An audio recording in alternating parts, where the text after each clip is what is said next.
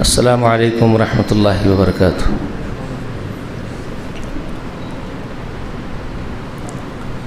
الحمد للہ رب العالمین والصلاة والسلام علی نبینا محمد وعلی آل محمد وبارک وسلم، اما بعد فاعوذ باللہ السمیع العلیم من الشیطان الرجیم۔ هو الذی ارسل رسولہ بالہدی ودین الحق لیظہرہ علی الدین کلہ ولو کرہ المشرکون۔ حمد و ثنا بڑائی و بزرگی اللہ وحدہ لا شریک کے لیے لائق و زیبا ہے۔ درود و سلام ہو تمام انبیاء و تمام مرسلین پر، خصوصاً اللہ کی انگنت رحمتیں و برکتیں نازل ہو نبی آخر الزماں سید المرسلین والرحمۃ للعالمین وخاتم النبیین محمد الامین صلی اللہ علیہ وآلہ وسلم پر۔ سلام ہو آپ کے اہل بیت پر اور سلام ہو آپ کے تمام متبعین پر۔ دین محمد صلی اللہ علیہ وآلہ وسلم اس عنوان سے مسجد حاضہ میں جو درس ہو رہا ہے، اس میں گزشتہ اللہ رب کبریا کا تعارف جو آیت الکرسی کے ذریعے سے قرآن مقدس میں اللہ تعالیٰ نے بیان فرمایا، ہم وہ باتیں سمجھ رہے ہیں۔ کائنات میں کوئی بھی عبادت کے لائق نہیں ہے، تو وہ کیوں نہیں ہے؟ پورے سنسار میں، پوری سرشٹی میں کوئی بھی پوجنیہ عبادت کے لائق نہیں ہے، تو کیوں نہیں ہے؟ اور وہ ایک اکیلا ہی ہے پوجنیہ عبادت کے لائق، تو وہ کیوں ہے اکیلا؟ یہ بہت اہم نکات ہیں جو اس آیت الکرسی کے ذریعے سے ہم سمجھ رہے ہیں، اور یہی اللہ تعالیٰ کا تعارف، اور اللہ یہی سمجھانا چاہتا ہے۔ تو گزشتہ شروع کے جملے جن پر ہم نے غور کیا، جہاں سے آیت الکرسی شروع ہوئی ہے، اللہ اپنا انٹروڈیوس کرواتے ہوئے، اپنا تعارف پیش کرتے ہوئے جو بیان شروع کرتے ہیں، اللہ لا الہ الا ہو۔ اللہ وہ ہے کہ اس کے سوا کوئی دوسرا معبود نہیں ہے۔ اللہ اپنے آپ کو پیش کر رہے ہیں، اللہ وہی ہے، اللہ ہے، اللہ وہ ہے، جان لو اس کو، سمجھ لو اس کو، پہچان لو اس کو کہ اللہ وہ ہے، اس کے سوا کوئی دوسرا عبادت کے لائق نہیں ہے پورے سنسار میں۔ وہ زندہ ہے، الحی ہے، وہ القیوم ہے۔ کسی کی عطا کردہ زندگی سے زندہ ہو کر کے وجود میں آنے والا وہ نہیں، کسی نے اس کو زندہ نہیں کیا، کسی نے اس کو زندگی نہیں دی، کوئی اس کو زندہ باقی رکھا ہوا نہیں، وہ اپنے آپ حی ہے۔ اس کی زندگی اس کی ذاتی اپنی ہے، کسی کی عطا کردہ نہیں ہے، قدیم ہے، حادث نہیں ہے، ہمیشہ سے زندہ وہی تھا، زندہ وہی ہے، زندہ وہی رہے گا۔ اسی کے حکم سے، اسی کے پاور سے، اسی کی قدرت اور قوت سے سارے سنسار کا ہر کام قائم ہے، ہر چیز اپنی جگہ قائم ہے، سارا نظام جو چل رہا ہے جو اپنی اپنی جگہ قائم ہے، اس کا قائم کرنے والا قیوم وہی ایک طاقت والا اللہ ہے، اسی نے قائم کیا ہے۔ وہ خود قائم ہے اپنی قدرت، قوت، اقتدار کے اعتبار سے، اور اس نے اپنے حکم سے سارے سنسار کو اپنی اپنی جگہ قائم کیا ہے۔ تو اس کی ہر صفت پر ایک سوال کا نشان کھڑا ہوتا ہے۔ میں نے آپ سے کہا جتنی صفتیں آپ بیان کرتے اور پڑھتے جائیں گے، سمجھتے جائیں گے، وہاں ایک کوشچن مارک آپ کے سامنے انڈیکیٹ کرتا رہے گا۔ وہ کیا؟ جس میں خود کی اپنی زندگی ہے، اس کو کسی نے زندہ نہیں کیا، کسی نے زندگی عطا نہیں کی، حادث اس کی زندگی نہیں، اس کی قدیم زندگی ہے، وہی زندہ تھا، زندہ ہے، زندہ رہے گا، اس کی اپنی زندگی ہے، جس میں یہ زندگی پائی جائے، اپنی ہو، عطا کردہ نہ ہو، بیچ میں سے پیدا کیا نہیں گیا ہو، حادثے کے طور پر زندہ نہیں ہوا ہو، قدیم زندگی والا ہو، وہ الہ ہے۔ اگر کسی میں یہ ہے تو دکھاؤ، ایک کوسچن مارک سامنے کھڑا ہو جائے گا۔ اگر نہیں ہے، آپ پوری تحقیق کر لیں گے، پوری جانچ کر لیں گے، پورا زور لگا دیں گے کہ ایسی زندگی والا جس کا یہاں بیان ہو رہا ہے کوئی ہے کیا؟ اگر آپ کو نہ ملے، کوئی کہیں نظر نہ آئے، تو پھر وہ ایک ہی ہے، وہ ایک ہی طاقت ہے، وہی ہے پرماتما، وہی ہے سنسار کا رچیتا، وہی ہے سرشٹی کرتا، وہی ہے اللہ، جس کے سوا کوئی دوسرا پوجنی نہیں ہے، وہی زندہ تھا، زندہ ہے، زندہ رہے گا، اسی کی زندگی اپنی خود کی ہے، باقی سب کو زندگی اس نے عطا کی ہے۔ تو جس کو اس نے زندگی عطا کی ہے، جو اس کی عطا کردہ زندگی اور بھیک کی زندگی لیے ہوئے سنسار میں وجود میں آیا ہو، اس کو حق نہیں ہے کہ وہ اصل زندہ کے مقابلہ کرنے لگ جائے۔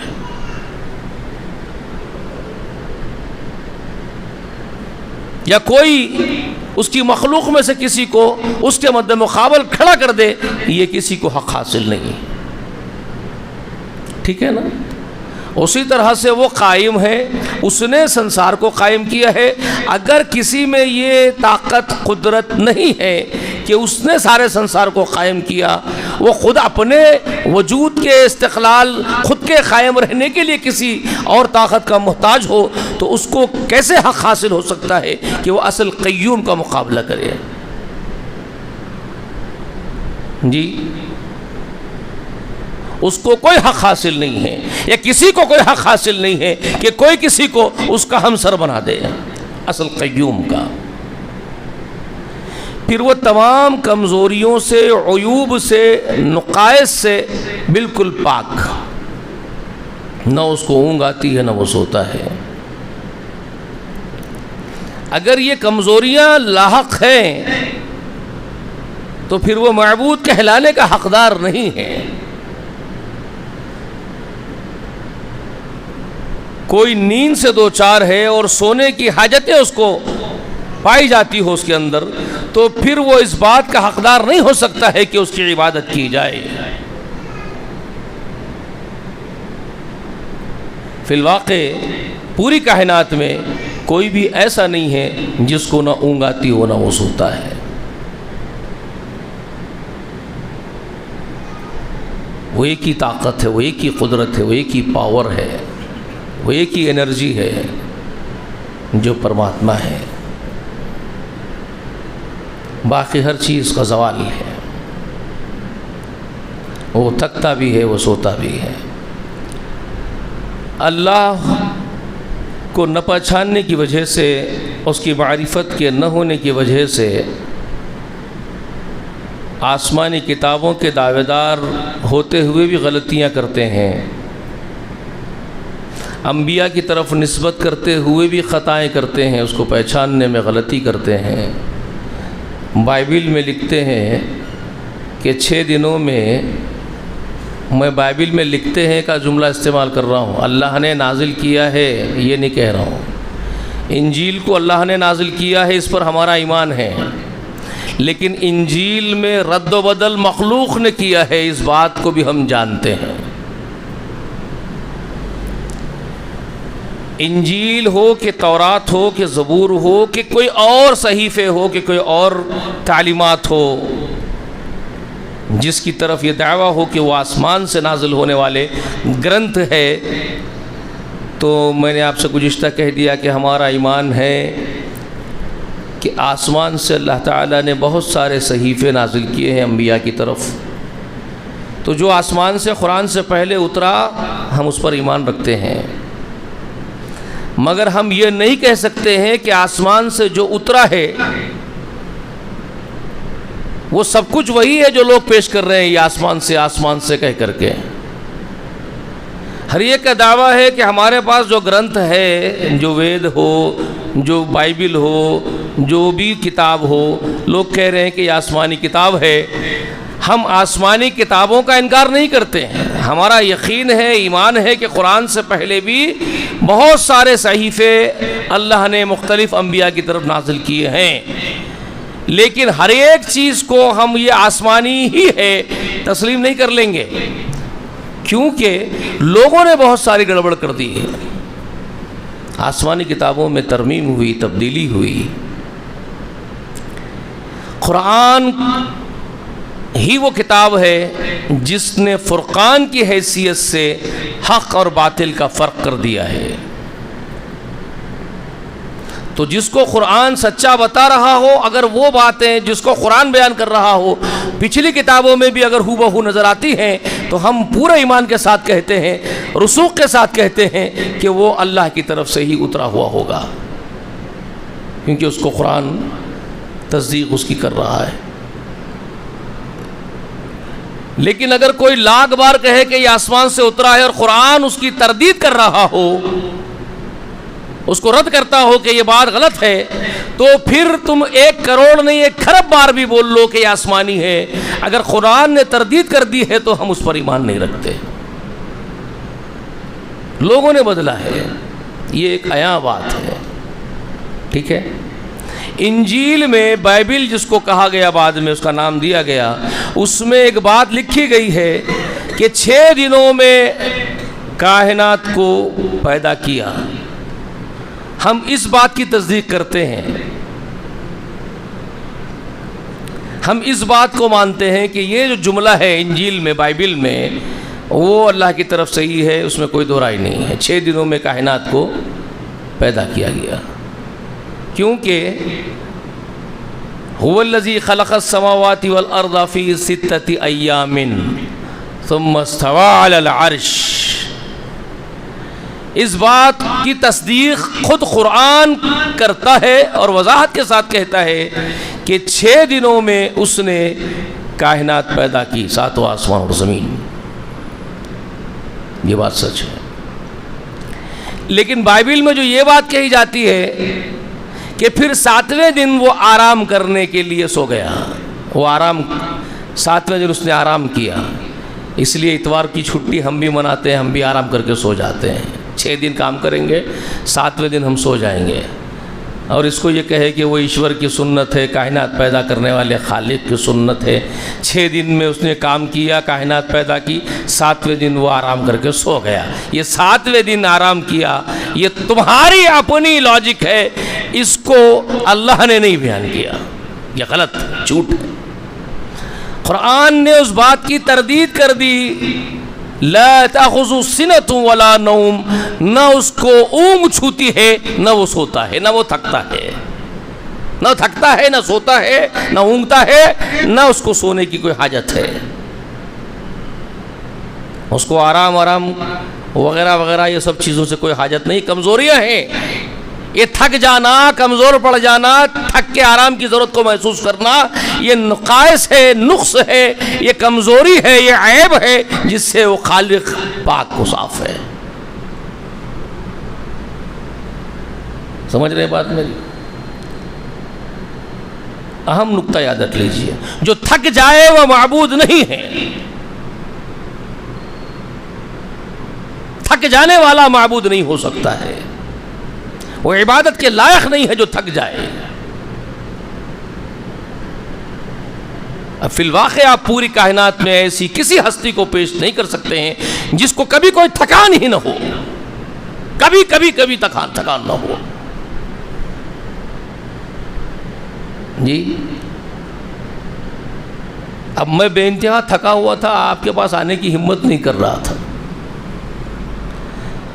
اس کی محبت میں اٹھ کے آ گیا.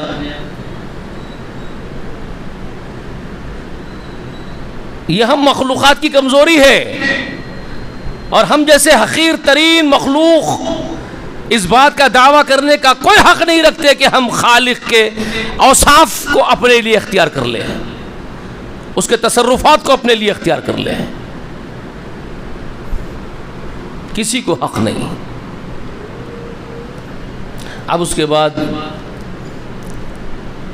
لہو ما فی السماوات، لہو ما فی السماوات و ما فی الارض، ساتوں آسمان اور زمین کی کل جاگیر صرف اور صرف اسی کی ہے.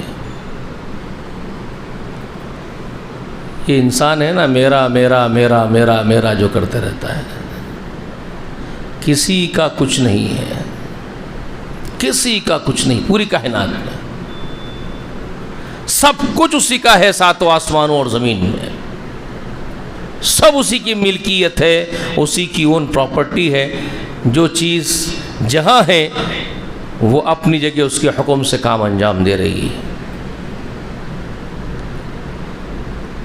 ہم برخوردار محنت اور مشقت کر کے جو کچھ جمع کر لیتے ہیں تو ہمارا خیال یہ ہو جاتا ہے کہ ہم اس کے اونر بن گئے ہیں، اس کے مالک بن گئے ہیں، یہ ہماری ملکیت ہے. جی ہم جیسے چاہیں گے اس کو اپنے اختیار میں لیں گے، خرچ کریں گے. یاد رکھ لیجئے ہمارا اپنا کچھ بھی نہیں ہے. محنت آپ جو کہہ رہے ہیں کہ ہم نے محنت کی، ہم نے صلاحیت لگائی، ایک رگ اگر وہ دبا دے نا تو آپ کا سارا جسم ناکارہ اور نہتہ ہو کر کے بازو پڑ جائے گا کسی کونے میں. آپ کی ساری صلاحیتیں صرف ایک رگ کے دبنے سے سب کچھ ختم ہو جائے گی. اپاہج ہو کر کے، فالج کے، پیرالائز ہو کر کے پڑ جاؤ گے کہیں پر. ساری قوت دھری کی دھری رہ جائے گی. آپ کی سوچنے کی ساری صلاحیتیں وہ ایک جھٹکے میں ختم کر دے گا. آپ کی میموری کی ایک رگ کو اگر وہ فنا دبا کے ختم کر دے تو ساری میموری آپ کی ختم ہو جائے، کچھ نہ بچے آپ کے پاس. آپ کی بینائی کی ایک رگ کو پیچھے سے اگر دبا دے تو آپ کی ساری بینائی ختم، آپ کے پاس کچھ نہ بچے. آپ کی سماعت کی ایک رگ وہ دبا دے، آپ کی ساری سماعت ختم ہو جائے، کچھ نہ بچے آپ کے پاس. خود کے آپ کے وجود پر آپ کا اختیار نہیں، آپ کا اقتدار نہیں.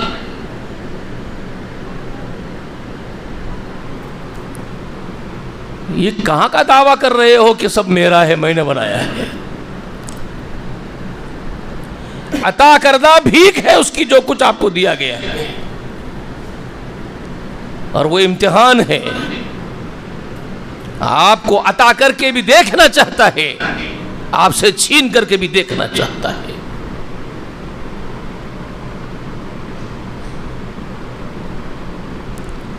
آپ کیا کما سکتے ہیں؟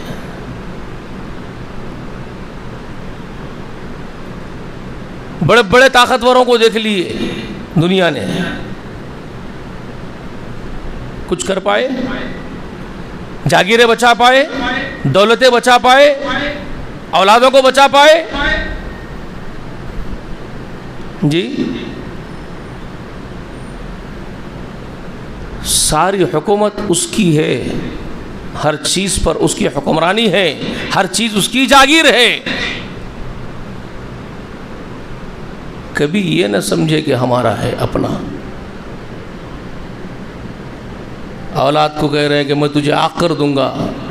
عاق کر چکے کئی ایسے بے وقوف جاہل قسم کے لوگ ہیں جنہوں نے یہ سمجھا کہ یہ دولت میں کمایا ہوں، کوئی بیٹا پسندیدہ نہیں ہے اس کو دولت سے بے دخل کر دیے، وراثت سے بے دخل کر دیے.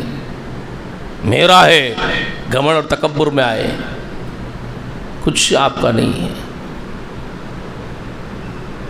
آپ زندہ ہیں، آپ کے تصرف میں، آپ کے اختیار میں مال دیا گیا، اس کی عطا ہے، اس کی طرف سے بھیک ہے تم کو ملی ہوئی. وہ آپ کو آزمانے کے لیے آپ کیا کرتے ہیں اس کے ساتھ سلوک. جیسے ہی روح نکل جائے گی آپ کی، وہ سارا مال منتقل ہو جائے گا، وارثوں کے اندر بٹے گا، وہ وارثوں کا مال ہو جائے گا، پھر وہ مریں گے، ان کے وارثوں میں پلٹے گا، اس طرح ساری پیڑھیاں ختم ہوتے جائے گی، مال جہاں تھا زمین کی پشت پر وہی رہے گا، تم زمین کے اندر جا کر کے دفن ہو جاؤ گے، تمہارے دادا پردادا زمین میں دفن ہو گئے، تم دفن ہو جاؤ گے، تمہاری اولادیں دفن ہو جائے گی، مال جہاں تھا، میراث جہاں ہے وہی رہے گی، بلاخر وہ میراث کس کی ہوگی؟ وَلِلَّهِ مِيرَاثُ السَّمَاوَاتِ وَالْأَرْضِ۔ یہی بات اللہ سمجھانا چاہتا ہے جنات اور انسانوں تم سب کو، وَلِلَّهِ مِيرَاثُ السَّمَاوَاتِ وَالْأَرْضِ، یاد رکھ لو ساتوں آسمان اور زمین کی میراث پوری کی پوری وہ صرف اللہ کی ہے، کسی کی نہیں، صرف منتقل ہوگی پیڑھیوں میں، سب مزے کرو تم میری عطا کردہ دولت پر، ایک پیڑھی گزرے گی دوسری پیڑھی آئے گی، مزے اٹھا لو، اس کے بعد چھوڑو، مر جاؤ، کوئی اور تمہارے بعد اس کے اوپر قابض ہوگا، بلاخر وہ میری ہے اور میری رہے گی۔ سمجھ میں آئی بات آپ کو؟ اسی لیے سورہ زلزال میں جو اللہ تعالیٰ فرماتے ہیں وَأَخْرَجَتِ الْأَرْضُ أَثْقَالَهَا وَقَالَ الْإِنسَانُ مَا لَهَا،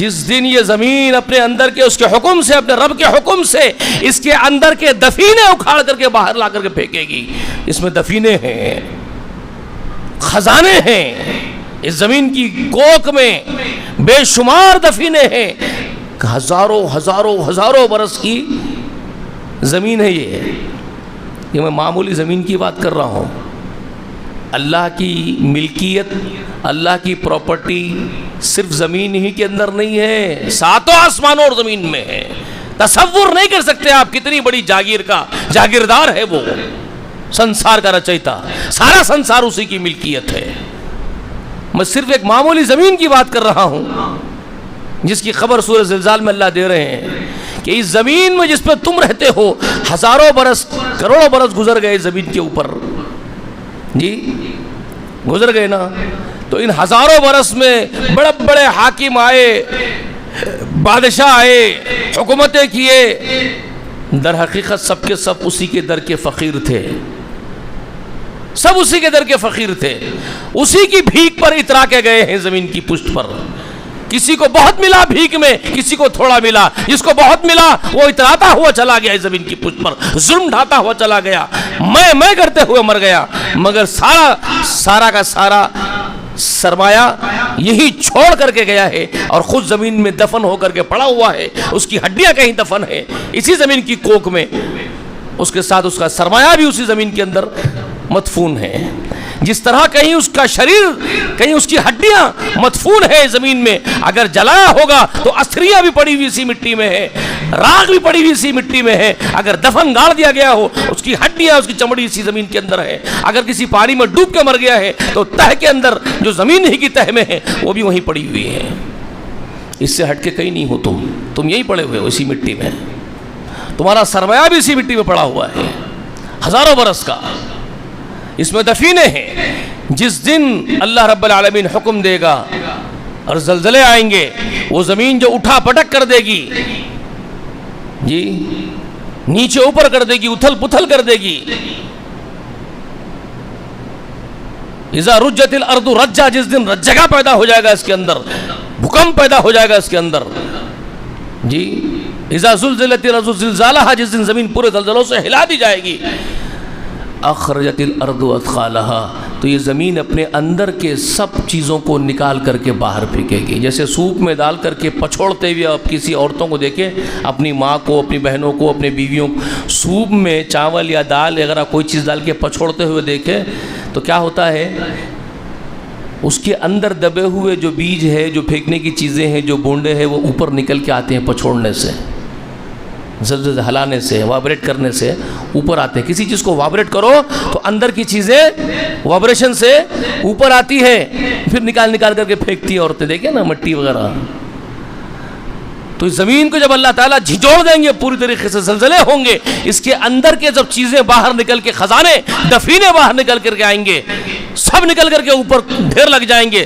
سونے چاندی کے، تو حدیث شریف میں رسول اللہ صلی اللہ علیہ وسلم فرماتے ہیں کہ ایک چور لٹیرا جس نے ساری زندگی خزانے چراتے ہوئے مالا چراتے ہوئے گزار دیا تھا، وہ چور جب دیکھے گا کہ سارا ہیرے جواہرات سونے چاندی بکھرے پڑے ہوئے ہیں تو وہ دانتوں میں اپنے ہاتھوں کو چبا لے گا اور کہے گا کاش میں کیا کر بیٹھا، اسی مال کے لیے اپنی زندگی تباہ کر لیا، آج یہ تو کھلا پڑا ہوا ہے، کوئی دیکھنے والا بھی نہیں، حسرت کرے گا۔ سمجھ میں آئی بات آپ کو؟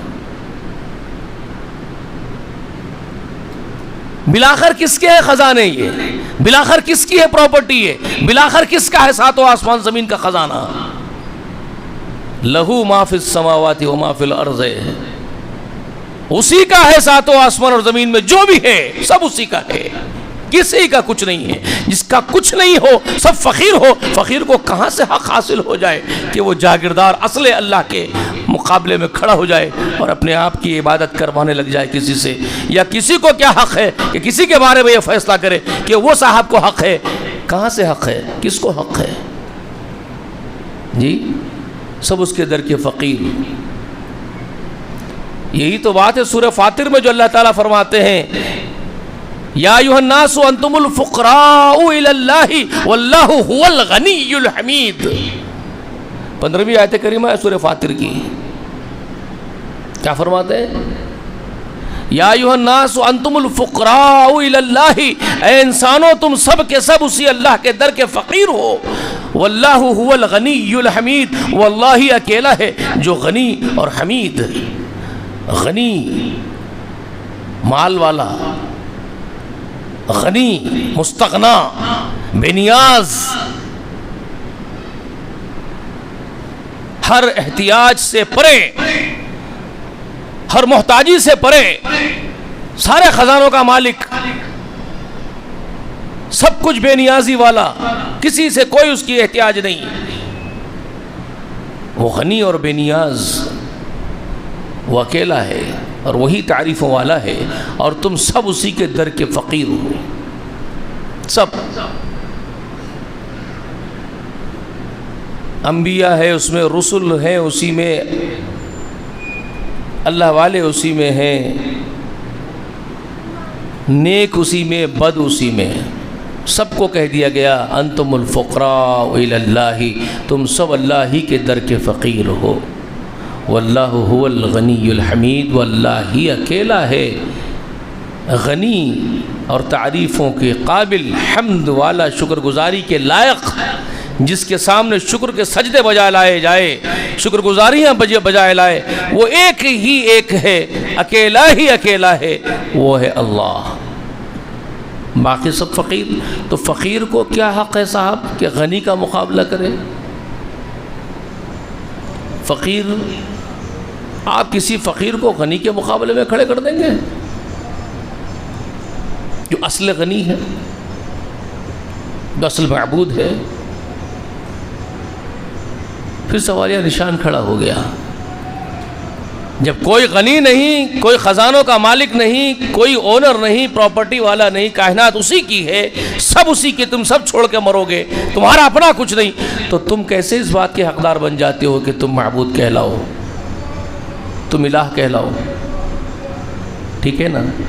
سمجھ میں آ رہی ہے باتیں آپ کو؟ تو کوئی اس بات کا حقدار نہیں، لہو ما فی السماوات ما فی الارض، اسی کی ہے ساتوں آسمان اور زمین کی، کائنات کی جاگیر سو اسی کی۔ اس کے بعد کیا کہتا ہے؟ من ذا الذی یشفع عنده الا باذنہ، من ذا الذی یشفع عنده، یہ بہت اہم ہے نقطہ سورہ بقرہ کے اندر۔ سورہ یونس میں بھی میں نے آپ کو بتایا، 18ویں آیت کریمہ میں ہے، یاد ہے یا بھول گئے؟ سورہ یونس آیت نمبر 18 میں آپ میں سے کوئی اٹھ کے وہ کھڑکیاں بند کر دیجئے۔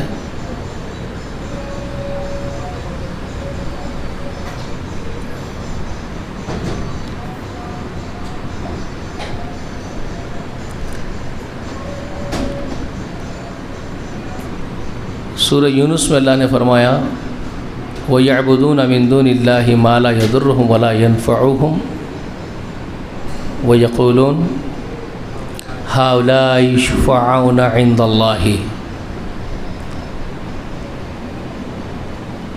بہت خاص بات ہے، میں نے بہت تفصیل کے ساتھ گزشتہ آپ کو سمجھایا تھا اس بارے میں. سورہ یونس میں اللہ تعالیٰ فرماتے ہیں کہ یہ ایسوں کی عبادت اللہ کے سوا کرتے ہیں، اللہ کے سوا ایسوں کی بندگی کرتے ہیں جو نہ ان کو نفع دینے پر قادر ہیں نہ نقصان پہنچانے پر کچھ قادر ہیں. اور وہ یقولون، اور ان کے بارے میں یہ کہتے ہیں، ہؤلاء شفعاؤنا عند اللہ، کہ یہ ہستیاں اللہ کے پاس ہمارے سفارش کرنے والے ہیں. ہؤلاء شفعاؤنا، شفعاؤنا کو یاد رکھ لیجئے، ہمارے سفارش یہ ہیں کس کے پاس؟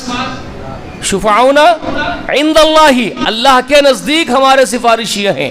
یہ تھا ان کا عقیدہ. میں نے آپ کو بتایا مشرکان عرب کا عقیدہ کیا تھا اس میں، ٹھیک ہے نا.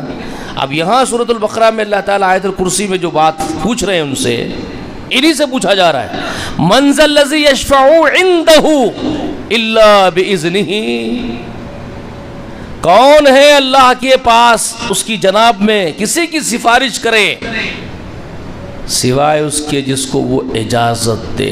الا باذنہ، یہ الا باذنہ الا من ارتضی، یہ جو قرآن میں الفاظ آ رہے ہیں، ان الفاظ کے ذریعے سے یہ علماء سو نے، آج کے دور کے علماء سو نے اور برے علماء نے، جنہوں نے قرآن کے ذریعے لوگوں کو گمراہ کرنے کی کوشش کی ہے، انہوں نے کیا بھٹکایا جانتے ہیں؟ وہ اپنے غیب پر کسی کو مأمور نہیں کرتا الا من ارتضی، مگر جس کو وہ پسند کر لے، جس سے وہ راضی ہو جائے، اس کو اپنے غیب پر مطلع کر دیتا ہے. یہ اسی طرح سے یہاں من ذا الذی یشفع عنده الا باذنہ، کون ہے جو اس کی جناب میں سفارش کرے مگر سوائے اس کے جس کو وہ اجازت دے. یہ ایسے الفاظ کو انہوں نے کیا کیا؟ دیکھو، کوئی سفارش نہیں کر سکتا مگر جس کو اجازت ملے اس دربار سے، جس دربار سے اجازت ملے وہ کر سکتا ہے. تو یہ کہہ کر کے سارے لوگوں کو خبروں پر لا کر کے ڈال دیا کہ یہ سب وہ ہستیاں ہیں جن کو اس دربار سے اجازت ملی ہوئی ہے. یہ الا باذنہ کے ذریعے سے گمراہ کیا گیا لوگوں کو کہ یہ سارے ہستیوں کو وہاں سے پرمیشن ہے، اس لیے یہ حقدار ہے سفارشیاں کرنے کے، ان کے ریکمنڈز کے ذریعے سے ہم اللہ تعالیٰ کی پرستش کرتے ہیں. تو پھر تم ہی اکیلے کیوں جی؟ پھر تو گرو نانک بھی وہی ہے، شری رام جی بھی وہی ہے، شری کرشن جی بھی وہی ہے جی. پھر تو سبھی ہے، تمہارے عبد القادر جیلانی بھی وہی ہے، معین الدین چشتی بھی وہی ہے، سب کو پرمیشن ملا ہوا ہے جی. آپ بولیں گے نہیں ان کو نہیں ملا، ہمارے ہی لوگوں کو ملا، خالی ان کو نہیں ملا، تمہارے لوگوں کو ملا. اس کی دلیل پرمیشن سفارش کرنے کا تمہارے لوگوں کو مل گیا، تمہارے یہ لوگوں کو جن کو تم بنا کے بیٹھ گئے، کہیں بھینسا پیر، کہیں کتا پیر، کہیں ننگا شاہ، یہ سب کو پرمیشن مل گیا ہے سفارش کرنے کا، ریکمنڈز کرنے کا. ان کو کیوں نہیں ملا؟ تم کون ہوتے ان کو نہیں ملا یہ بولنے والے جی؟ وہ غلط تم صحیح. اگر تم بول رہے ہو کہ نہیں ان کو نہیں ملا تو تم کو بھی نہیں ملا. کس کو بھی نہیں ہے بابا؟ پورا قرآن مجید یہی تو چیز کو بیان کر رہا ہے کہ کوئی نہیں ہے. تو پھر یہ الا باذنہ ہی کیا ہے؟ الا باذنہ ہی کیا ہے پھر یہ قرآن میں؟ یہ اس شفاعت کا ذکر ہے جو حشر کے میدان میں ہونے والی ہے. میدان حشر میں جو شفاعت ہوگی یہ اس کا ذکر ہے. قرآن کی تفسیر قرآن سے ہوتی ہے، تفسیر قرآن بالقرآن. قرآن کا ایک مقام دوسرے مقام کی وضاحت کرتا ہے، کلیئرفیکیشن دیتا ہے اس کا. آپ کو دوسرے مقام پہ جا کے دیکھنا پڑے گا. تو قرآن آگے جا کر کے خود ہی بیان کرتا ہے، یوم یقوم الروح والملائکہ لا یتکلمون الا من اذن له الرحمن وقال صوابا. یہاں اس کی تشریح ہوتی ہے، یہاں اس کی وضاحت ہوتی ہے. اس مقام پر کیا کہا جا رہا ہے؟ اس مقام پر یوم یقوم الروح والملائکہ، وہ دن جس دن تمام روحیں اور تمام ملائکہ کھڑے کر لیے جائیں گے. وہ یوم حساب کا دن، یوم حشر کا دن، یوم ججمنٹ، ڈے آف ججمنٹ جس کو کہا جا رہا ہے، جس دن سارا سنسار مٹا دیا جائے، سب کچھ، یعنی یہ سب کچھ زمین توڑ پھوڑ دی جائے، سب کچھ درہم برہم ہو جائے، مہا پرلے آ جائے، جس کو مہا پرلے کہا گیا ہے. اور پرلے آئے گا، وہ وناش کا دن آئے گا، سروناش ہوگا، سب کچھ ختم ہو جائے گا. آپ کہتے ہیں نا ستیگ ختم ہوا، کلیگ چل رہا ہے، پھر پرلے ہوگا. ہاں قرآن یہی باتیں کہتا ہے. ستیگ انبیاء کا دور ہے، انبیاء کا دور ختم ہو گیا. کلیگ یہ دور ہے جس میں کوئی نبی نہیں ہوگا، صرف انتشار اور شر ہی شر ہوگا. یہ کلیگ تم کو معلوم نہیں ہے اصطلاحات کیا ہے، تم نے تبدیلی کر لی. سمجھنے کی ضرورت ہے، اصطلاحات کو صرف سمجھنے کی ضرورت ہے. اختلاف کرنے کے بجائے اتحاد کی صورتیں دیکھو، لڑنے کے بجائے سلجھانے کی کوشش کرو. وہ جو خبریں ہیں ستیگ، کلیگ، پرلے، یہ خبریں بھی قرآن مقدس نے اس کو بھی بیان کیا ہمارے سامنے. وہی چیزیں ہیں. یہ انبیاء کا جو دور تھا وہ سچائی کا دور تھا، وہ ختم ہوا، انتشار کا دور ہے جس کی خبر رسول اللہ نے دی. زمین شر سے بھر جائے گی. جی ایک ہادی امام آئے گا، زمین کو پھر سے امن سے بھرے گا کچھ دنوں کے، جیسے کہ وہ شر سے بھر چکی ہوگی. کلیگ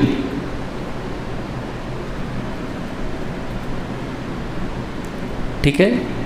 پھر مہا پرلے ہوگا، قیامت ہوگی، سروناش، سب کچھ ختم ہوگا، تہس نہس کر دیا جائے گا.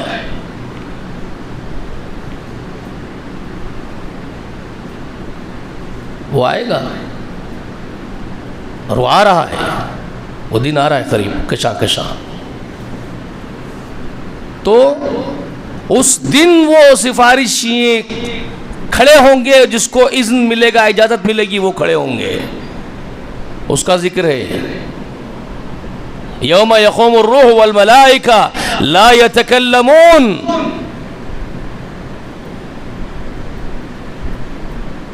فرشتے آسمانوں کے کناروں پر صفیں باندھ کر کے کھڑے ہوئے ہیں. والملائکہ علی ارجائہا، ہے نا،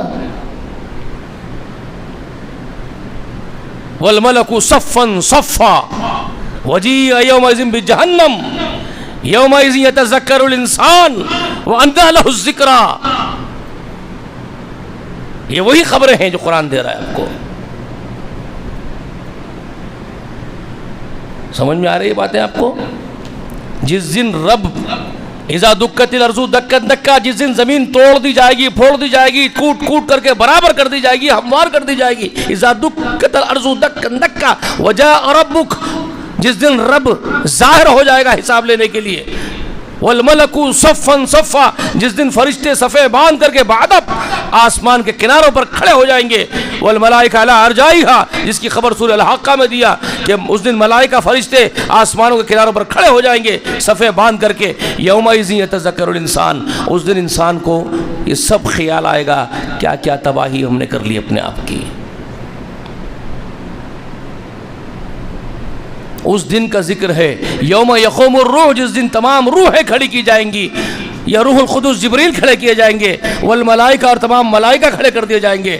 لا یتکلمون، اس دن کسی کی زبان ہس نہیں بولے گی، چھڑی چھو نہیں کرے گی، سناٹا ہوگا. اللہ کے ادب کی وجہ سے آوازیں نہیں کر رہی ہوگی، تھرا رہے ہوں گے سب کچھ. فرشتے بھی کانپ رہے ہوں گے، انبیاء بھی لرز رہے ہوں گے.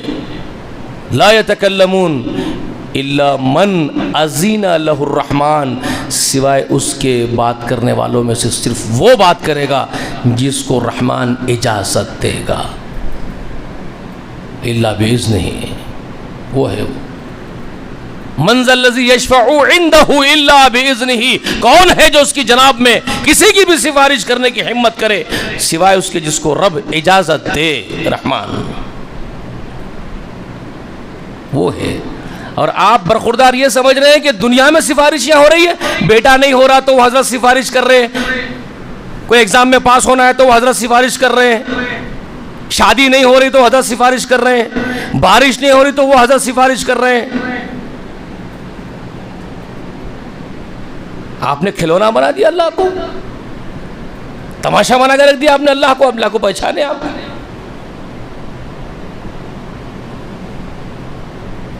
جی تو ذرا غور کرو اسی جملے کے بعد والے جملے پر.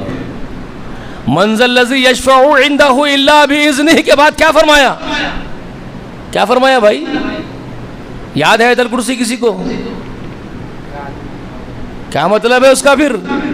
یعلم ما بین ایدیہم وما خلفہم ولا یحیطون بشیء من علمہ الا بما شاء.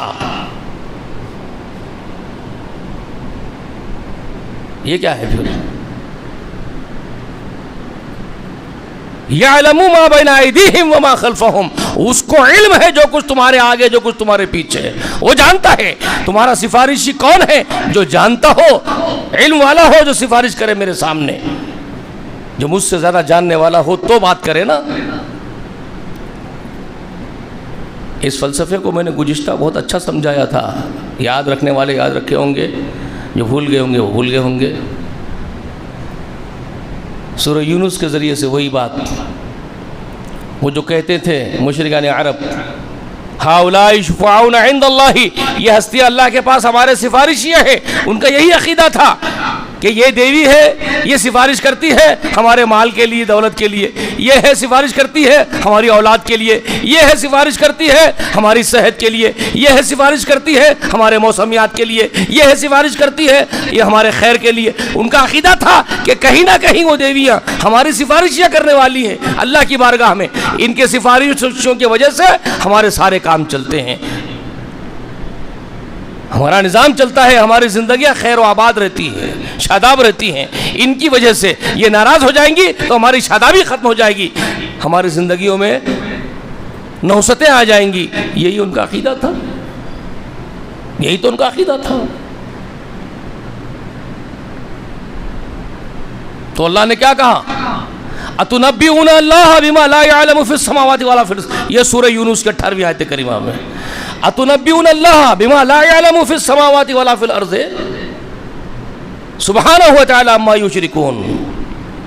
یہاں کہہ دیا گیا سبحانہ وتعالی عما یشرکون کہہ دیا گیا. تمہارے اس شرک سے اللہ بے نیاز، تمہارے اس شرک سے اللہ بے نیاز ہے، منزہ ہے، اعلیٰ ورفع ہے، لا تعلق ہے تمہارے شرک سے، بہت منزہ ہے تمہارے شرک سے. جو تم کر رہے ہو یہ شرک ہے، جو تم سمجھ رہے ہو کہ یہ ہمارے بارگاہ کے سفارشیاں ہیں کہ ان کے ذریعے سے تمہارے کام بنتے ہیں، یہ شرک ہے تمہارا، اور اس شرک سے اللہ بے نیاز ہے. تم اللہ کو خبر دے رہے ہو جو اللہ کو علم نہ ہو. اللہ کو نہ علم ہو اور تمہارے دیویوں کو علم ہو گیا، تم کو علم ہو گیا جو اللہ کے پاس علم نہ ہو کہ یہ دینے سے یہ ہو جائے گا، اچھا ہو جائے گا، برا ہو جائے گا. تمہارے یہ سفارشیاں جان گئے اور اللہ نہیں جانتا. بات سمجھ میں آ رہی ہے؟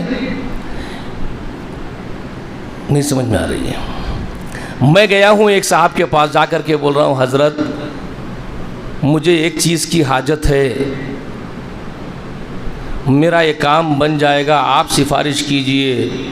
اللہ تو میرا کام نہیں بنا رہا ہے، اللہ تو نہیں بنا رہا. بات تو وہی ہوئی نا، بات تو وہی ہوگی نا تیری یہاں کے بولنے کی. ابے تو پھر تیرا کام اللہ بناتا تو اللہ کو بولتا نا. تو یہاں کے کیوں بول رہا ہے؟ تو تیری سوچ یہ ہے اللہ تو نہیں بنا رہا ہے, آپ سفارش کر دے تو بن جائے گا. یہی ہے نا مطلب تیرا بولنے کا. آپ بول دیجئے, ریکمینڈ کر دیجئے, بن جائے گا. وہ نہیں بنا رہا ہے, آپ یہی تو سوچ کے تو بول رہے ہو نا. ہاں ٹھیک ہے, اب یہ تم بول دیو اس کے پاس. اب یہ جا کر کے اللہ کو بولے گا کہ اللہ اس کا کام میرا مرید ہے, میرا چاہنے والا ہے, میری نیاز کرتا ہے, میرے سامنے کھانے پکا کے فاتحہ دلاتا ہے, اس کا نہیں بن رہا ہے, میں بول رہا ہوں نا اس کا کام کر دو. اب یہ اللہ کو بول رہا ہے کہ میں بول رہا ہوں اس کا کر دو, یہ میرا مرید ہے, یہ بول رہا ہے. کوئی بھی بتا, ایک ایگزامپل دے رہا ہوں میں, یہاں کوئی نہیں ہے, یہاں مصلی ہے, آپ بولیں گے یہ کون بول رہا ہے؟ یہ صرف میں ایک سمجھانے کے لیے اشارے کر رہا ہوں. یہاں کوئی نہیں ہے, یہ نماز کی جگہ ہے, لوگ جو کرتے ہیں وہ بتا رہا ہوں آپ کو. تو اب یہ بول رہا ہے, ہاں یہ اللہ کو بول رہا ہے کہ اس کا کچھ کام بنا دے. تو مطلب یہ ہے کہ اللہ کو کینونس کر رہا ہے, یہ اللہ کو یہ کینونس کر رہا ہے کہ تو اس کا ایک کام کر دے, اس میں خیر ہی ہوگا, بھلائی ہوگی. تجھے نہیں معلوم, اللہ کو معلوم نہیں ہے اس میں خیر ہوگی, بھلائی ہوگی, اس کے لیے کرنا چاہیے نہیں کرنا چاہیے. اللہ کو تو اتنا علم نہیں ہے, یہ حضرت کو اتنا علم ہے کہ انہوں ریکمینڈ کر رہے ہیں. اتنا علم آ گیا ان کے پاس اللہ سے زیادہ. جی ان کی اتنی اوقات ہو گئی ہے. سوچو, اسی پر غصہ ہے وہ. اتنبئون اللہ بما لا یعلم فی السماوات ولا فی الارض. جب وہ لوگ یہ کہہ رہے رسول اللہ سے جھگڑتے ہوئے, ہاؤلائی شفاعون عند اللہ, کیا بول رہے؟ ہاؤلائی شفاعون عند اللہ, یہ سفارش کرنے والے ہیں اللہ کے نزدیک. تو اللہ بول رہے ہیں اتنبئون اللہ بما لا یعلم فی السماوات وما فی الارض. تم خبر دے رہے ہو اللہ کو جو علم نہ ہو آسمان اور زمین میں, کس کے ساتھ کیا کیا جائے. اس کو میں نے کئی طریقے سے سمجھایا ہے صاحب, کئی طریقے سے. جو مثالیں دیتے ہیں نا یہ بدبخت, عجیب عجیب مثالیں دیتے ہیں آپ کے سامنے. آپ کسی منسٹر کے پاس ڈائریکٹ چلے جاتے ہیں کیا؟ آپ پرائم منسٹر کے پاس سیدھا چلے جاتے ہیں کیا؟ چیف منسٹر کے پاس سیدھا چلے جاتے ہیں کیا؟ آپ وہاں پہ ریکمنڈس لگاتے کہ نہیں لگاتے؟ نیچے سے جانا پڑتا ہے آپ کو, تب اوپر کے جا کے پرمیشن ملتا ہے آپ کو. تو یہ ریکمنڈس نیچے سے لگتے ہیں, آپ ڈائریکٹ جاتے ہیں کیا کسی بڑے کے پاس؟ یہ آپ کو مثالیں دیتے ہیں نا. ارے ظالموں, تم اللہ کو کسی کی مثال دے رہے ہوں گے, پریسیڈنٹ کی مثال دے ہو, آپ سی ایم کی دے لو, سی ایم سے اوپر پی ایم کی دے لو, پی ایم سے اوپر پریسیڈنٹ کی دے لو, آپ کسی کی مثال دے لو, چاہے سی ایم ہو, پی ایم ہو, پرائم منسٹر ہو, کلیکٹر ہو, منسٹر ہو, جو بھی تم مثال دے رہے ہو, وہ اللہ جیسا ہے کیا؟ کائنات کا سرشٹی کرتا, سنسار کا رچیتا, اور یہ دنیا میں ایک کام پر معمور آدمی, یہ دونوں ایک جیسے ہے کیا صفت کے اعتبار سے؟ ان کی صفات ایک جیسی ہے. پریسیڈنٹ صاحب بھی اگر ہیں تو وہ صاحب کو یہ نہیں معلوم ہے خود کہ سامنے والا دل میں کیا بات سوچ کے آیا ان کے بارے میں, کینہ لے کے آیا, مکاری لے کے آیا, یا محبت لے کے آیا, دل میں کیا لے کے آیا ان کو نہیں معلوم. اس کی پوری چیکنگ ہوگی, اس کی پوری جانچ پڑتال ہوگی آنے والے کی, کس غرض سے آیا پوچھ تاچھ ہوگی اس کی, اس کے دل کے اندر کی باتیں جاننے کی کوشش کی جائے گی, کیوں آیا ہے وہ, اس سے باس پرس ہوگی, آفیسرز پوچھیں گے کیوں آیا ہے, جائزہ لیں گے اس کا کیوں آیا ہے, پوری تحقیق کریں گے کیوں آیا ہے. جی کیونکہ منسٹر صاحب کو معلوم نہیں ہے وہ کون کیا سوچ کے کیوں آیا ہے. بات سمجھ میں آ رہی ہے؟ اس کے پاس جانے کے لیے پروسیجر ہوگا, پورا پروٹوکول ہوگا, وہ پروٹوکول اختیار کرنا پڑے گا, کیونکہ ان کی بھی سیکیورٹی پرپس میں سب کچھ دیکھنا ضروری ہے. ان کی بھی سیکیورٹی کا مسئلہ ہے, منسٹر صاحب کی بھی, کون کہیں کو آیا نہیں معلوم. اور جس رب کے پاس تم جا رہے ہو اس کو سیکیورٹی کا مسئلہ ہے تم سے. یہاں پریسیڈنٹ صاحب کو اندیشہ ہے کہ تم نقصان پہنچا سکتے ہو, اللہ کو بھی اندیشہ ہے کہ تم اس کو نقصان پہنچا سکتے ہو، نفع پہنچا سکتے ہو. کسی بھی مخلوق میں، پوری کائنات میں کسی سے بھی اللہ کو اندیشہ ہے.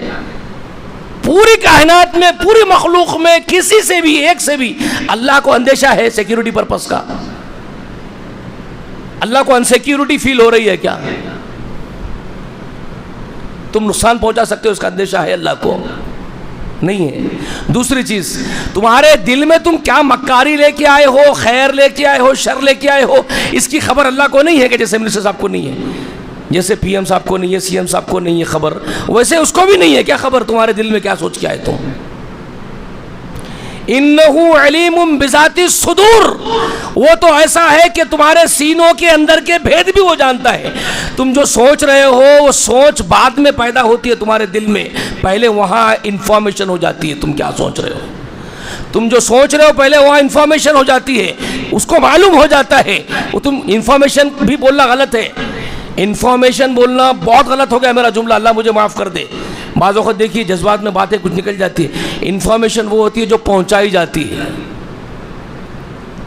انفارمیشن کا مطلب یہ ہوتا ہے مخبر پہنچاتے ہیں خبریں، یا سورس کے ذریعے سے معلوم ہوتا ہے، اس کو کہتے ہیں انفارمیشن.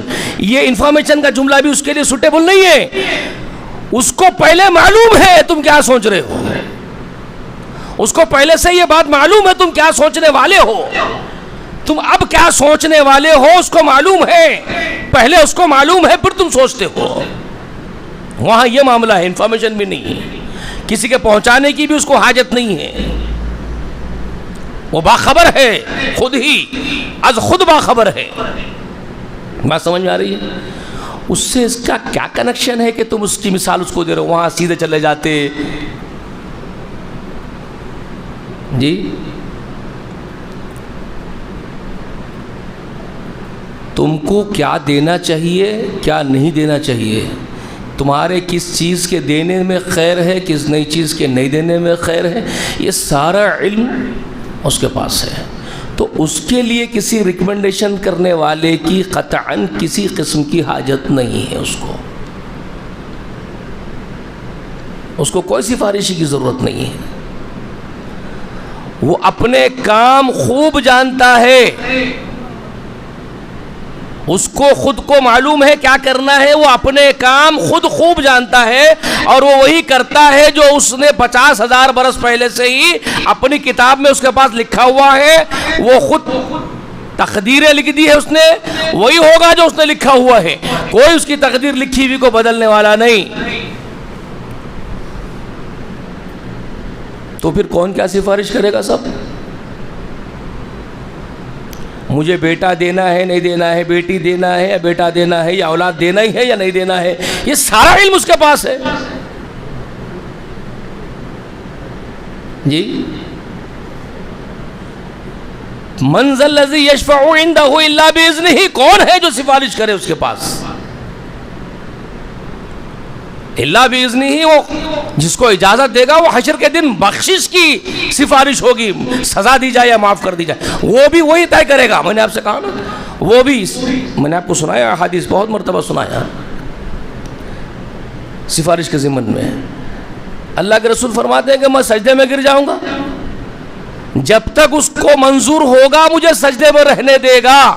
یہ آقا ایک ایک چیز ہمارے سردار ہمارے محمد رسول اللہ اتنا کلیئر کر دی ایک ایک چیز کو، عقیدے کا اتنا جھول بھی باقی نہیں چھوڑے رسول اللہ. کوئی گنجائش رسول اللہ باقی نہیں چھوڑے عقیدے میں خرابی پیدا ہو جائے جس کی وجہ سے، کچھ بھی نہیں چھوڑے، سب کلیئر کر دیے. سفارش کے بارے میں رسول اللہ کیا کہتے ہیں جانتے ہیں نا؟ میں سجدے میں گر جاؤں گا، جب تک میرے رب کو منظور ہوگا مجھے سجدے ہی میں رہنے دے گا. جب اس کی مرضی ہوگی مجھ سے کہے گا محمد سر اٹھا مانگ تجھے دیا جائے گا، تو میں اللہ کی وہ حمد وہ ثنا کروں گا، وہ تعریفیں بیان کروں گا جو اس وقت مجھے وہی سکھایا ہوگا، وہی القاء کر رہا ہوگا میرے اندر. حمد کرنا، اللہ کی اس وقت تعریفیں کرنا، یہ بھی اللہ ہی محمد رسول اللہ کے دل میں ڈالے گا. خود محمد رسول اللہ بیان فرما رہے ہیں، وہ خود مجھے سکھایا ہوگا اس کی حمد، کا سلیقہ تو میں اس کی وہی حمد کروں گا جو مجھے سکھایا ہوگا. اور جب مجھ سے پوچھا جائے گا مانگ اب تجھے دیا جائے گا، تیری سنی جائے گی بات، بول کیا بولتا ہے، تو میں اس وقت لرزتے ہوئے اللہ کی حمد کر کے کہوں گا اللہ میرے کچھ امتی ہے جہنم میں ہے. تب بھی رسول اللہ کا کیا فرماتے، ایک جملے پہ غور کیجئے. اس کے بعد اللہ کیا کہے گا، رسول اللہ فرما رہے اس کے بعد میرے لیے ایک تعداد مقرر کی جائے گی کہ اتنے نشاندہی کی جائے گی، فلاں فلاں فلاں فلاں فلاں ابن فلاں، لسٹ دی جا رہی ہے، تعداد اتنے ہیں، ان کو نکال لو. تو کون طے کر رہا ہے، کس کے فیصلے سے طے ہو رہا ہے یہ سب کچھ؟ وہی. سوچو موقع سفارش کا ہے لیکن فیصلے کس کے ہیں؟ فیصلے بھی اسی کے ہیں. جاؤ اتنوں کو جہنم سے نکالو، اتنوں کو جہنم سے رسول اللہ نکال لیں گے. کتنی زبردست حدیث ہے یہ، غور کیے کبھی اس پر؟ پھر واپس آئیں گے، رسول اللہ خود فرما رہے پھر واپس آؤں گا اتنوں کو نکال کر کے، پھر سجدے میں گر جاؤں گا، پھر سجدے میں گر جاؤں گا، پھر مجھے سجدے میں ہی پڑے رہنے دے گا وہ جب تک اس کی مرضی ہوگی. میں سجدے ہی میں رہوں گا، لمبا سجدہ ہوگا، کتنا ہوگا نہیں معلوم. پھر جب اس کی مرضی ہوگی تو میری طرف متوجہ ہو کر کے میری طرف توجہ کرے گا. ذرا سوچیے اپنے کتنے بڑے کام اللہ کے. محمد سجدے میں پڑے ہوئے صلی اللہ علیہ وسلم اور اللہ خود قادر مطلق اپنے کام انجام دے رہا ہے. خود رسول اللہ فرما رہے ہیں مجھے سجدے ہی میں رہنے دے گا جب تک وہ چاہے گا، جب اس کی مرضی ہوگی میری طرف توجہ کرے گا، پھر کہے گا محمد سر اٹھا تو مانگ تجھے دیا جائے گا. پھر میں اس کی حمد کروں گا جیسے وہ خود مجھے سکھایا ہوگا. پھر میں کہوں گا میرے اور کچھ امتی ہے مولا جو جہنم میں ہے، میرے لیے پھر ایک تعداد مقرر کی جائے گی. پھر تعداد مقرر، خود ہی فیصلے کر رہا ہے وہ، فلاں فلاں فلاں، پھر تعداد مقرر ہوگی. پھر جاؤ نکالو، پھر میں اتنوں کو جہنم سے نکالوں گا. پھر آؤں گا سجدے میں گر جاؤں گا. 3 مرتبہ کا ذکر فرماتے ہیں ایسے ہی ہوگا. پھر رسول اللہ صلی اللہ علیہ وسلم فرماتے ہیں پھر میں اللہ کی بارگاہ میں واپس آؤں گا. اب آ کر کے اللہ کے سامنے التجا کر کے کہوں گا بعدب اے اللہ اب جہنم میں صرف وہی لوگ ہیں جن کو قرآن نے روک لیا ہے، جن کو قرآن نے روک لیا ہے. کون ہے بھائی جن کو قرآن روک لیتا ہے؟ کبھی قرآن سے پوچھے آپ، اے قرآن ذرا ہم تجھے کھولتے ہیں، بتا تو دے وہ کون ہے جن کو تو جہنم میں ہمیشہ کے لیے روک لیتا ہے. تو قرآن آپ کے سامنے کہتا ہے انہو من یشرک باللہ فقد حرم اللہ علیہ الجنہ ومأواہ النار وما للظالمین من انصار. قرآن آپ سے پکار کے کہتا ہے لوگوں سن لو میں کن لوگوں کو ابد کے لیے جہنم میں روک لیتا ہوں جن کو سفارشی ابھی نہیں نکال سکتے ہیں. کون؟ جس کو محمد بھی نہیں نکالتے ہیں صلی اللہ علیہ وسلم، اور آ کر کے کہتے ہیں اللہ اب وہی لوگ پڑے ہوئے ہیں جن کو قرآن نے روک لیا ہے. تو قرآن کیا کہہ رہا ہے؟ کون ہے وہ؟ انہو من یشرک باللہ، جو اللہ کے ساتھ شریک ٹھہراتے ہیں دنیا میں وہی لوگ ہیں وہ. فقد حرم اللہ علیہ الجنہ، اللہ نے ان کے اوپر سے جنت حرام کر دی ہے. ومأواہ النار، ان کا ٹھکانہ ابد کے لیے ہمیشہ کے لیے آگ میں ہے. وما للظالمین من انصار، اور ایسے ظالموں کا ٹھکانہ صرف جہنم اور ان کا کوئی مددگار نہیں. مددگار نہیں ہے جس کے ہاتھوں سے یہ مدد پہنچائی جا رہی ہے کہ فلاں کو نکال لو، لیکن وہ مددگار وہاں نہیں کام آئیں گے. کس کے لیے؟ مشرک کے لیے. یہ ہے سورہ مائدہ میں 72ویں آیت کریمہ میں اللہ تعالیٰ کا بیان. سورہ مائدہ کی 72ویں آیت کریمہ. نہیں نکال سکتے. یہ کہہ رہے ہیں محمد رسول اللہ کر کے اے اللہ وہی ہے جہنم میں جن کو قرآن نے روک لیا ہے. فقد حرم اللہ علیہ الجنہ کہہ کر کے اللہ نے ان پر سے فقط جنت کو حرام کر دیا ہے، اور ان کا ٹھکانہ کہاں ہے؟ وَمَأْوَاهُ النَّارُ، ہمیشہ آگ میں ہے. سمجھ میں آ رہی ہے بات؟ ان اللہ لا یغفر ان یشرک بہ ویغفر ما دون ذلک لمن یشاء. سورہ نساء آیت نمبر 48 اور سورہ نساء آیت نمبر 116، دونوں جگہ یہ بیان موجود ہے. اور سورہ مائدہ 72ویں آیت کریمہ. یہ قرآن خبر دے رہا ہے آپ کو. یقیناً اللہ تعالیٰ نہیں معاف کرے گا اس کے ساتھ شرک کیے جانے کو، ہاں اس کے سوا معافی ہوگی جس کے لیے وہ چاہے گا معاف کرے گا.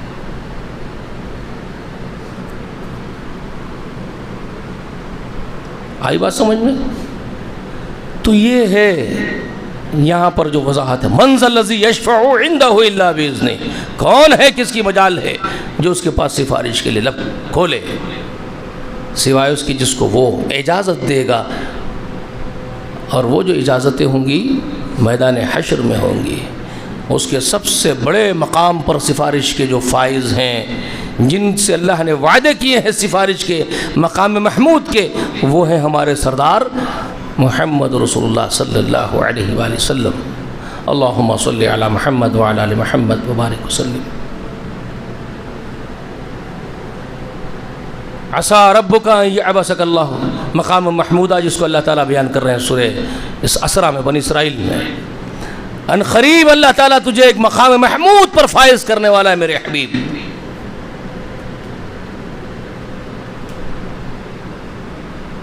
جس کے لیے ہم دعائیں کرتے ہیں. ہمارے آقا نے خود ہم کو سکھایا، ہر اذان کے سننے کے بعد کہو، کیا کہو؟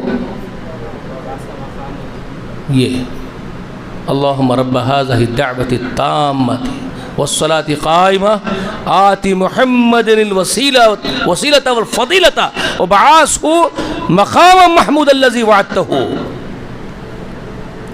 اللہ سے ہم یہ التجا کرتے ہیں، بھیک مانگتے ہیں. ہم بھیک مانگتے ہیں ہمارے حبیب کے لیے کہ اللہ ہمارے حبیب کو مقام محمود عطا کیجیے جس کا آپ نے وعدہ کیا ان سے. اور انشاءاللہ اللہ عطا کرے گا ہمارے سردار کو وہ مقام. لیکن ہم وفادار امتی بن کے رہیں گے تو اس کے مستحق بنیں گے. ہم اللہ کے وفادار مواحد بندے بن کر زندگی گزاریں گے. اس کے سوا کسی کے سامنے جھولے نہیں پساریں گے، اپنی ہاتھ نہیں پھیلائیں گے کسی کے سامنے، کسی کو اپنا حاجت روا مشکل کشا نہیں تصور کریں گے. ساری حاجتیں، ساری مانگ اس کے سامنے رکھیں گے. ہمارا داتا پربھو اس کو مانیں گے، تب جا کر کے وہ ہم کو حق ملے گا کہ ہمارے سردار کی سفارش بھی ہمارے حق میں ہوگی. ہم یہاں یہ چوکھنڈی وہ چوکھنڈی پہ سر مارتے پھریں گے تو پھر کیا ہوگا؟ محمد رسول اللہ کیا کہیں گے؟ اب وہی پڑھے ہوئے جن کو قرآن نے روک لیا. اور قرآن روکتا کس کو ہے؟ من یشرک باللہ فقد حرم اللہ علیہ الجنہ. یاد رکھ لو، جو شرک کرتے ہیں جنت ان پر سے اللہ نے حرام کر دی ہے. ان کا ٹھکانہ صرف جہنم ہے، آگ ہے. وَمَا لِلظَّالِمِينَ مِنْ انصار کہا گیا، ان کا کوئی مددگار نہیں ہوگا. یہ یاد رکھیے، یہ باتیں قرآن کی. اس کے بعد يَعْلَمُ مَا بَيْنَ أَيْدِيهِمْ وَمَا خَلْفَهُمْ، اس کو علم ہے، سارا علم اسی کے پاس ہے. اس کو انشاءاللہ میں اگلے اتوار کو رکھوں گا. وَلَا يُحِيطُونَ بِشَيْءٍ مِّنْ عِلْمِهِ إِلَّا بِمَا شَاءَ. یہ الا بما شاء میں پھر گمراہ کرتے ہیں. کوئی چیز اس کے علم میں احاطہ نہیں کر سکتی ہے، اس کا علم محیط ہے ہر چیز کو. وَلَا يُحِيطُونَ بِشَيْءٍ مِّنْ عِلْمِهِ، یہ بولنے کے بعد الا بما شاء جو کہا، ہاں سوائے اس کے اپنے علم میں سے جس کو چاہتا ہے عطا کر دیتا ہے. اس پہ پھر گمراہ کرتے ہیں کہ اللہ نے کچھ بندوں کو سارا علم عطا کر دیا تھا. پھر گمراہ کرتے ہیں آپ کو. سارا کیا کہتے ہیں پھر اس کے بعد؟ ما کانا وما یکونو کا، سارا جو تھا، جو ہے، جو ہوگا، سارا علم اللہ نے انڈیل دیا. یہ ہمارے آقا کے حق میں بولا جاتا ہے عموماً. اس کے بعد اپنے اپنے ولیوں کو بھی لگاتے ہیں. ہاں اپنے اپنے پسندیدہ ہستیوں کو بھی لگاتے ہیں ساتھ ساتھ، اور عموماً جو ہے ہمارے آقا کے لیے بولا جاتا ہے کہ سارا علم اللہ نے محمد رسول اللہ کو جو کچھ تھا۔ یہاں ایک بہت اہم بات میں بولتا ہوا آگے بڑھ رہا ہوں آئندہ کے لیے بھی، دیکھیے محمد رسول اللہ صلی اللہ علیہ وسلم کے بارے میں ہم زیادہ لب کشائی نہیں کریں گے، کیونکہ محمد وہ ہے صلی اللہ علیہ وسلم کہ جن کے مقام اور مراتب کو ہم نہیں ناپ سکتے، نہ سمجھ سکتے ہیں۔ ہماری اوقات ہی نہیں ہے۔ محمد رسول اللہ کس مرتبے پر فائز ہوئے اللہ کے عطیے سے، اللہ نے کہاں تک بلندی عطا کی محمد رسول اللہ کو، کتنا بلند کیا ہے، ہم جیسے حقیر ترین لوگوں کی یہ بساط نہیں ہے، یہ اوقات نہیں ہے کہ ہم وہ مرتبہ دیکھ سکیں اور ناپ سکیں۔ اسی لیے وہ شاعر کا جملہ بہت پسندیدہ ہے میرے لیے، اللہ ہی جانتا ہے محمد کا مرتبہ صلی اللہ علیہ وسلم کا، وہ اللہ کے سوا کوئی جان نہیں سکتا اس کو کہ محمد رسول اللہ کس مقام پر فائز ہے۔ لیکن ہم یہ جانتے ہیں محمد رسول اللہ کسی بلند مقام پر فائز ہوں جس کو ہم نہیں پہنچ سکتے، ہماری اوقات نہیں ہے، لیکن اللہ کا مقام اور محمد کا مقام ایک نہیں ہے، ایک نہیں ہے۔ اللہ خالق ہے، محمد مخلوق ہے صلی اللہ علیہ وسلم، اللہ معبود ہے، محمد رسول اللہ عابد ہے۔ بات سمجھ میں آ رہی ہے؟ ہم یہ پورے رسوخ اور علم کے ساتھ، پورے یقین کے ساتھ یہ بات بولتے ہیں اور ڈنکے کی چوٹ پہ بولتے ہیں کہ اللہ خالق اور محمد رسول اللہ مخلوق، اللہ معبود اور محمد رسول اللہ عابد۔ مقام بہت بلند ہے محمد رسول اللہ کا، جس کو ہم نہیں پہنچ سکتے، ہم سمجھ بھی نہیں سکتے کتنا بلند ہے۔ اس لیے ہم محمد رسول اللہ کے مقام و مراتب کو ناپنے کے پیمانے طے نہیں کریں گے، ہماری اوقات نہیں ہے۔ جیسے ہمارے پاس جھگڑے ہو رہے ہیں نا، ان کی ضد میں یہ، ان کی ضد میں وہ، جو چل رہا ہے نا یہاں، محمد رسول اللہ کو کتنا علم تھا، کتنا علم تھا، یہ کہہ رہا ما کان وما یکون، سب علم نے دیا تھا اللہ نے،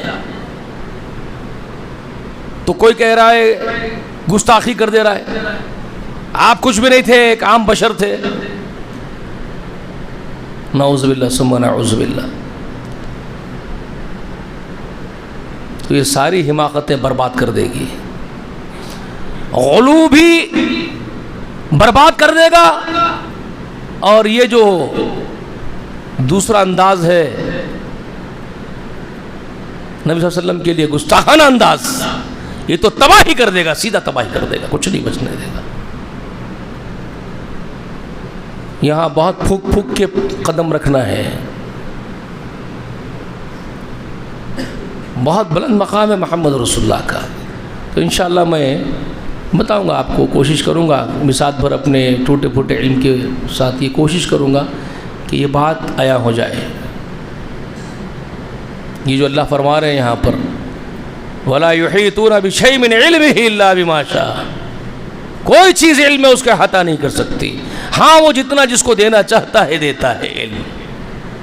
اس کی کچھ وضاحت، اور وہ بھی میں زیادہ حماقت نہیں کرتے ہوئے بڑے عاجزی کے ساتھ اللہ کے حضور میں میرے آقا کا ادب برقرار رکھتے ہوئے محمد رسول اللہ کا میں کچھ باتیں آپ کے سامنے عرض کر دیتا ہوں۔ اس کے بعد کے درس میں آئندہ اتوار کو ضرور آئیے، ٹھیک ہے؟ دعا ہے کہ میرے اللہ میرے سردار محمد رسول اللہ کو مقام محمود عطا کیجئے، اور ہم گناہ گاروں کو بخش دیجئے، ہماری شفاعت بذریعہ محمد کے قبول بھی کر لیجئے، ہم کو معاف بھی کر دیجئے، ہمارے سردار کو موقع بھی دے دیجئے، آپ کے ہاتھوں سے کوثر نصیب فرما دیجئے۔ آپ کا ساتھ جنت میں نصیب فرما دیجئے، آپ کے ذیل میں کہیں ہم کو جنت میں داخل کر دیجئے، آپ کے ساتھ ساتھ، آپ کے خادموں کے ساتھ ساتھ، خادم در خادم بنا کر کے ڈال دیجئے۔ اللہ ہم کو بخش دیجئے، دنیا میں بھی ہم آپ کے در کے غلام ہیں، آپ کے در کے فقیر ہیں اللہ، دنیا میں بھی آپ ہماری حفاظت کیجئے، ہماری حاجتیں پوری کیجئے، ہم پر اپنا خصوصی رحم نازل کیجئے، اور حشر کے دن بھی آپ ہم پر اپنا رحم و کرم نازل کیجئے، ہم سے راضی ہو جائیے، ہم کو معاف کر دیجئے۔ آمین وآخر دعوانا ان الحمدللہ رب العالمین، والصلاة والسلام على سیدنا نبینا محمد وعلى آل محمد وبارک وسلم على جميع الانبیاء والمرسلین والملائکۃ المقربین، وسلام على عباد اللہ الصالحین، وآخر دعوانا ان الحمدللہ رب العالمین۔